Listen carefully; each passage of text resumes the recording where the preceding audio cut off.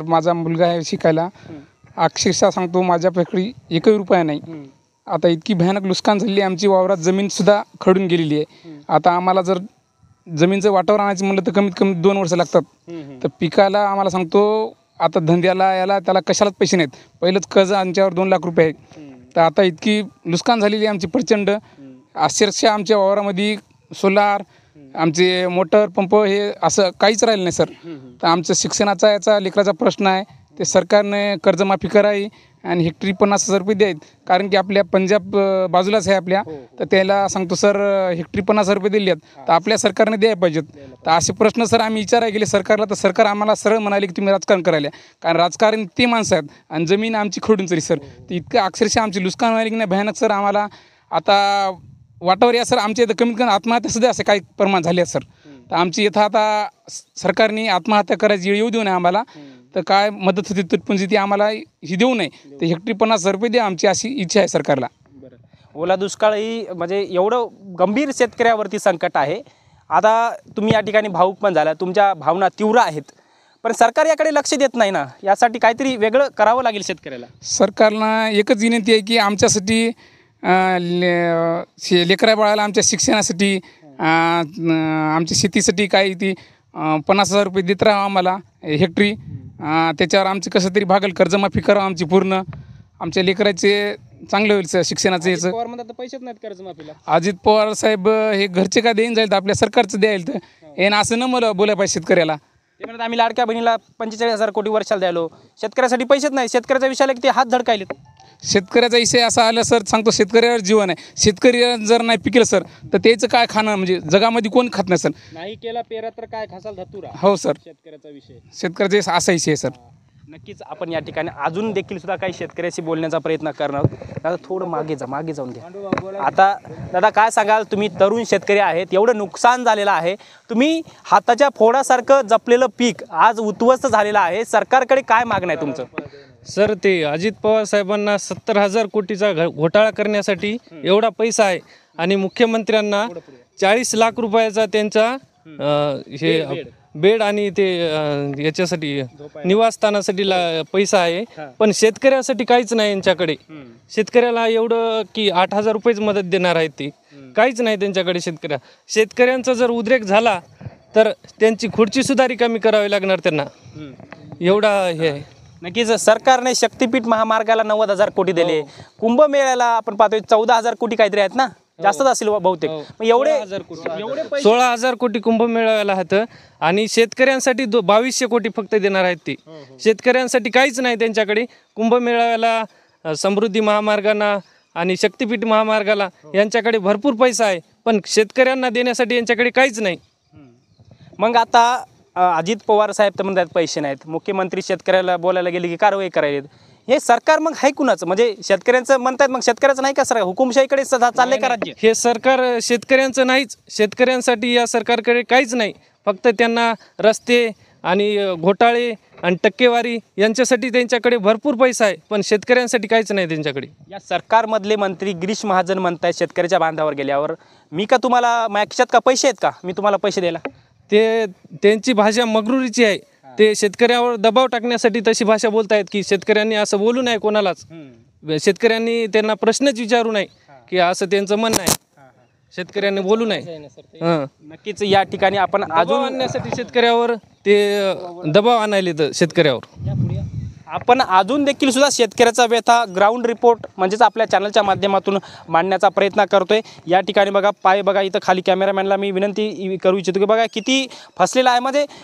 म्हणजे पुराचं पाणी ओसरलेलं आहे तरी देखील सुद्धा या ठिकाणी एवढं नुकसान झालेलं आहे. अजून देखील सुद्धा आपण काही शेतकऱ्याशी बोलण्याचा प्रयत्न करणार आहोत. पुढे ये ना. तर नक्कीच दादा काय सांगाल, तुम्ही तुमच्या पिकाला हाताच्या फोडाप्रमाणे जपलं, एवढं तुम्ही स्वप्न पाहिले शेतीच्या जीवावर, पिकाच्या जीवावर, पण हे सगळं उद्ध्वस्त झालं. की बाळीच्या लग्नाचा विषय आहे, तुम्ही त्या पिकाच्या जीवावर एवढं खुललेलं पाहून तुम्ही आनंदित होता, पण एका क्षणामध्ये हे वाहून गेलं. कसा तो क्षण होता? क्षण लय भारी होता सर. माझ्या स्वतःच्या कापसाला 80-100 बोंड होतं आणि एवढं बोंड उद्ध्वस्त झालं की मला एकही रुपया आता येत नाही, त्याच्यातून निघत नाही. आणि माझ्यावर जवळजवळ 2 लाख स्टेट बँकेचं कर्ज आहे.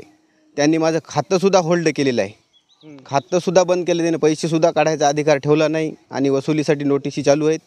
माझं सरकारला एवढं म्हणणं आहे की कर्जमाफी ताबडतोब करावी आणि जे खात्याला होल्ड मारले शेतकऱ्याच्या ते खाते त्यानं चालू करायला सांगावं बँकेला. आम्ही पैसे कुठून भरणार आता, कारण एवढं आमचं नुकसान झालं की आमच्या घरात एकही रुपया येत नाही. पंजाब सरकारनं समजा 50,000 तुम्हाला काय रोगाला न द्यायला, आम्ही का पाकिस्तानामधले हे काय, मग आम्हाला 50 द्या. त्यानं गहूसुद्धा पेरायला बियाण्याची सुद्धा तरतूद केली पुढच्या पिकाची. आता आम्हाला रान जर नीट करायचं असलं जवळजवळ 10,000 रुपये लागतात. हेच रान नीट करायला एकरी, तर तुम्ही दिले 8,000 रुपये हेक्टरीचे. हे कुठं पुरणार आम्हाला?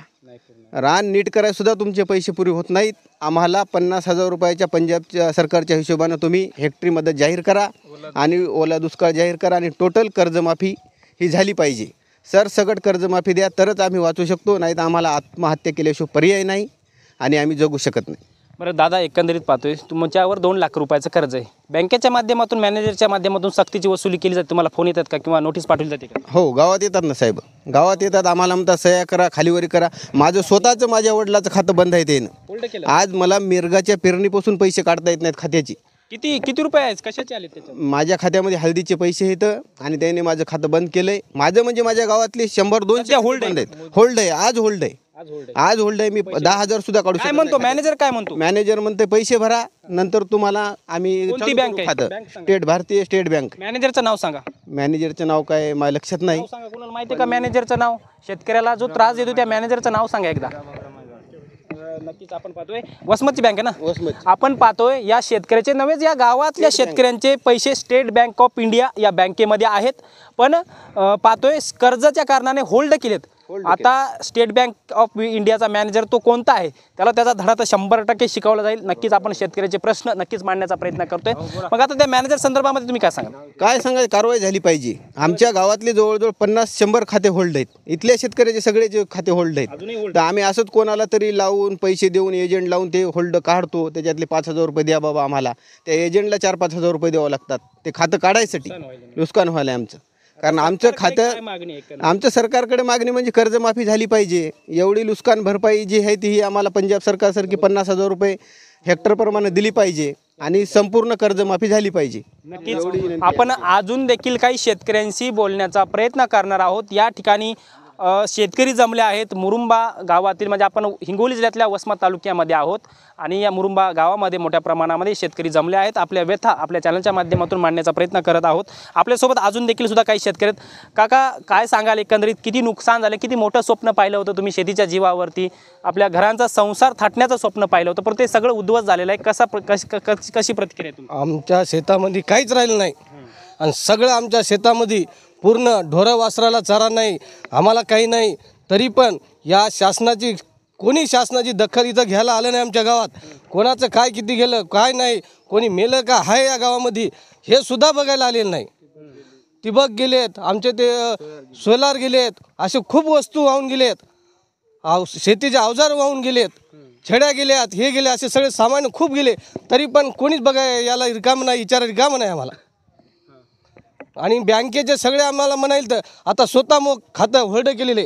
किती रुपये? आता मेवर असेल 80,000 कर्ज, तर मग 30,000 पैसे असे त्याने होल्ड करून 3 महिने ठेवले होतं. अक्षरशः दवाखान्यात मुलगी होती, तरी पण याला मी विनंती केली या साहेबाला की नोळ्याच्या जाऊन ब्रँचला, तर या साहेबांना होल्ड काढलं नाही. मग आता सरकारकडे काय मागणी आहे तुमची? सरकारकडे मागणी आहे आम्हाला तात्काळ इथं काही ना काहीतरी मदत द्यावं आणि आमचे जे बँकेचे होल्ड आमचे आहेत ते काढून टाकावं आणि आम्हाला जे कोणाचे 10,000, 20,000, 30,000 बँकेला हातात ते आम्हाला लगेच आम्हाला लेकरा बाळाला खायला आणि हे आम्हाला ते तरी आम्हाला तरी पैसे घेऊन येता येईल. या सरकारचं तर काय येईल न येईल, मग आमच्या आम्हाला तरी पैसे घेऊन येता येतील आणि खाता येईल लेकरा बाळाला देऊन. नक्कीच आपण या ठिकाणी पाहतोय, आता मागे जा व्यवस्थित दाखवा. आपण या ठिकाणी पाहतोय मोठ्या प्रमाणामध्ये शेतकऱ्यांनी सरकारच्या विरोधामध्ये तीव्र संताप व्यक्त केलेला आहे.